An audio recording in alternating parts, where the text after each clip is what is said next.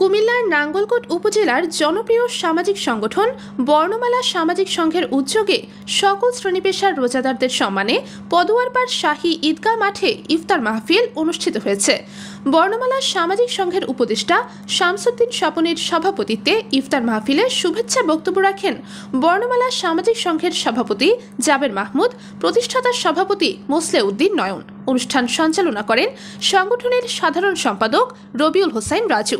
অনুষ্ঠানে প্রধান অতিথি হিসেবে বক্তব্য রাখেন ঢাকাস্থ নাঙ্গলকোট ফোরামের সভাপতি ডক্টর দেলোয়ার হোসেন। প্রধান বক্তা হিসেবে বক্তব্য রাখেন বিশিষ্ট সমাজসেবক নাঙ্গলকোট জামানস ক্লিনিকের ব্যবস্থাপনা পরিচালক AKM বশিরুজ্জামান খান। এছাড়াও ইফতার মাহফিলে বক্তব্য রাখেন বর্ণমালার উপদেষ্টা ফয়জুল কবির খান, ওমর আল ফারুক, আব্দুল কাদের, হেশাখাল ইউনিয়ন পরিষদের সাবেক চেয়ারম্যান জালাল আহমেদ ভূঁইয়া, IFS পরিচালক আমিনুল হক মাওলা, ঠিকানার পরিচালক আফজাল হোসেন মিয়াজি, সাংবাদিক সাব্বির হোসেন, মাইন উদ্দিন বাবলু, অ্যাডভোকেট আনোয়ার হোসেন, ঢাকাস্থ নাঙ্গলকোট ছাত্র ফোরামের সভাপতি মহিবুল্লাহ আল হুসাইনি।